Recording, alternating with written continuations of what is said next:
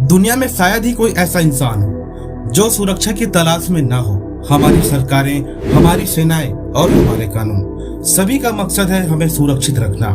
लेकिन सवाल ये है, क्या हम वाकई सुरक्षित हैं? क्या अमेरिका, भारत, चीन या यूरोप जैसे शक्तिशाली देश भी पूरी तरह सुरक्षित हैं? क्या हमारे पास वो तकनीक, वो व्यवस्था है जो हमें हर खतरे से बचा सके? आज हम जानेंगे ग्लोबल सिक्योरिटी की वो सच्चाई जो शायद हमें डरा भी सकती है और सोचने पर मजबूर भी कर सकती है। तो तैयार हो जाइए एक ऐसी यात्रा पर जहां हम आपको दिखाएंगे कि दुनिया का हर एक देश एक भ्रम में जी रहा है। ग्लोबल सिक्योरिटी यानी वैश्विक सुरक्षा, यह सिर्फ सीमा पर तैनात सैनिकों की बात नहीं है। यह एक विशाल जाल है जिसमें 5 बड़ी शाखाएं आती हैं। इंटरनल सिक्योरिटी यानी देश के अंदर की व्यवस्था, कानून व्यवस्था, पुलिस और इंटेलिजेंस। बॉर्डर सिक्योरिटी, सीमाओं की रक्षा, सैन्य ताकत और विदेश नीति। साइबर सिक्योरिटी, डिजिटल दुनिया में हमारी जानकारी, डेटा और नेटवर्क की रक्षा। इकोनॉमिक सिक्योरिटी, अर्थव्यवस्था की स्थिरता, बेरोजगारी, व्यापारिक स्थायित्व। इन्वायरमेंटल और हेल्थ सिक्योरिटी, जलवायु, महामारी और संसाधनों की रक्षा। Global peace index, global terrorism index और ह्यूमन सिक्योरिटी इंडेक्स जैसे आंकड़े दिखाते हैं कि दुनिया की ज्यादातर आबादी आज भी खतरे में है। संयुक्त राष्ट्र, नाटो और एशियन जैसे संगठनों ने शांति बनाए रखने की कोशिश की है, लेकिन कई बार ये संगठन भी राजनीतिक चालों में उलझकर रह जाते हैं। ग्लोबल सिक्योरिटी कोई स्थायी स्थिति नहीं है, ये एक डायनामिक प्रक्रिया है जो हर साल, हर महीने बदलती रहती है। अमेरिका, दुनिया का सबसे शक्तिशाली देश, पर क्या ये सबसे सुरक्षित भी है? 9/11 का हमला आज भी अमेरिका सुरक्षा तंत्र की सबसे बड़ी हार मानी जाती है। हर साल हजारों लोग गन वायलेंस में मारे जाते हैं, सिर्फ स्कूलों और मॉल्स और सड़कों पर। FBI, होमलैंड सिक्योरिटी हर रोज सैकड़ों साइबर हमलों में जूझ रहे हैं। और सबसे बड़ा खतरा अमेरिका की आर्थिक निर्भरता चीन पर। सप्लाई चेन, दवा उद्योग, टेक्नोलॉजी, सब कुछ दूसरे देशों से जुड़ा है।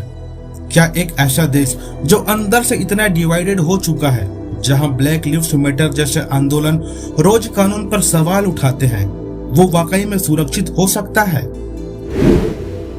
भारत, दुनिया का सबसे बड़ा लोकतंत्र, 1.4 अरब की जनसंख्या, हर कोना अलग, हर भाषा अलग, लेकिन क्या सुरक्षा भी उतनी ही मजबूत है?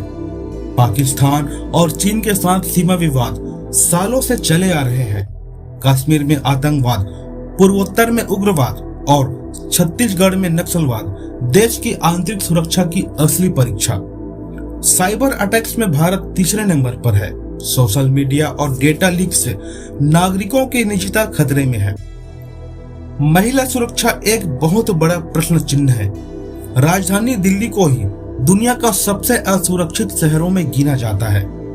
भारत एक उभरती शक्ति है, लेकिन आज भी गांवों, जंगलों और सीमाओं पर लोग डर के साये में जीते हैं। क्या वाकई कोई भी देश तब तक सुरक्षित हो सकता है जब उसकी आधी आबादी खुद को असुरक्षित माने? यूरोप, आधुनिकता का प्रतीक, विकास का उदाहरण, लेकिन पिछले 1 दशक में यहाँ जितनी तेजी से आतंक फैला है उतना शायद ही कहीं और। फ्रांस में चार्ली हेब्डो और बैटाक्लैन हमले, यूके में लंदन ब्रिज अटैक, जर्मनी में रिफ्यूज कैंपस और एंटी इमिग्रेंट वायलेंस। शरणार्थियों की आमद और कट्टरपंथ की भावना ने यूरोप की नीति को उलझा दिया है। जब नीति और मानवता टकराते हैं तब सुरक्षा की दीवारें कमजोर हो जाती हैं। चीन, दुनिया की दूसरी सबसे बड़ी ताकत, पर क्या इस तानाशाही मॉडल में लोग वाकई सुरक्षित हैं? उइगुर मुस्लिम को नजरबंद शिविरों में डाल दिया गया। सरकारी की भारी सेंसरशिप के कारण सच्चाई बाहर नहीं आ पाती। साइबर स्पाइंग और दुनिया भर में डेटा की चोरी के आरोप लगते रहे हैं। जब एक देश हर नागरिक पर नजर रखे तो वो सुरक्षा नहीं, नियंत्रण कहलाता है। रूस, वो देश जो अपनी ताकत को लोहा मनवाना चाहता है, लेकिन यूक्रेन युद्ध ने यह दिखा दिया कि ताकत और सुरक्षा दो अलग चीजें हैं। युद्ध में फंसा रूस खुद आर्थिक और सामाजिक दबाव में है। दुनिया से कट जाना, संकट का सामना करना, ये सब एक तरह की असुरक्षा ही है। जब खुद के लोग सरकार के खिलाफ हों तो असली खतरा बाहर से नहीं, अंदर से होता है। अब युद्ध सिर्फ जमीन पर नहीं हो रहा, अब जंग है डेटा की। 2017 का वानाक्राई रैनसमवेयर ने दुनिया के 150 देशों को ठप कर दिया। अब एआई डीप फेक वीडियो से चुनावों को प्रभावित कर सकता है। चीन, रूस, ईरान और यहाँ तक कि अमेरिका भी एक दूसरे पर साइबर वारफेयर के आरोप लगाते हैं। सवाल ये नहीं कि कौन हमला करेगा, सवाल ये है कि क्या हम इस हमले के लिए तैयार हैं। जलवायु परिवर्तन सिर्फ पर्यावरण की समस्या नहीं है, ये अब राष्ट्रीय सुरक्षा का मुद्दा है। बांग्लादेश, मालदीव और मुंबई जैसे शहर डूबने की कगार पर है।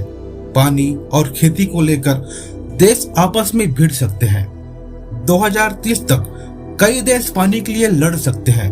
युद्ध का कारण तेल नहीं, पानी होगा। कोविड-19 ने दुनिया को रोक दिया।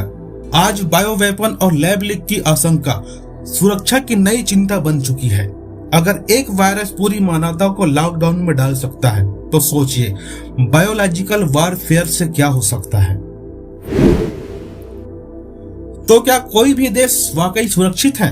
हाँ, कुछ हद तक के।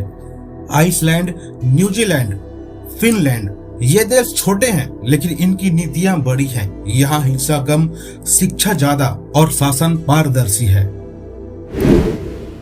पूरी सुरक्षा शायद एक कल्पना है, लेकिन दुनिया को बेहतर बनाना ये हमारे हाथ में है। हमें सिर्फ युद्धों से नहीं, भूख, जलवायु, साइबर हमलों और नफरतों से भी लड़ना है। सुरक्षा सिर्फ एक देश की जिम्मेदारी नहीं, यह पूरी मानवता का सामूहिक प्रयास है। तो दोस्तों, आपने देखा कि सुरक्षा सिर्फ बंदूक और बम से नहीं आती, बल्कि विचारों, नीतियों और इंसानियत से आती है। अगर आपको ये वीडियो ज्ञानवर्धक लगी हो तो लाइक करें और सब्सक्राइब करें हमारे चैनल को, और कमेंट में बताइए आपके अनुसार सबसे सुरक्षित देश कौन है और क्यों। मैं हूं आपका होस्ट कैलाश देवदास और आप देख रहे हैं द फैक्ट ट्रेवल, और हम मिलते हैं अगले एक नए वीडियो में जहां हम खोजेंगे नई सच्चाइयां नए तथ्यों के साथ। तब तक के लिए जय हिंद।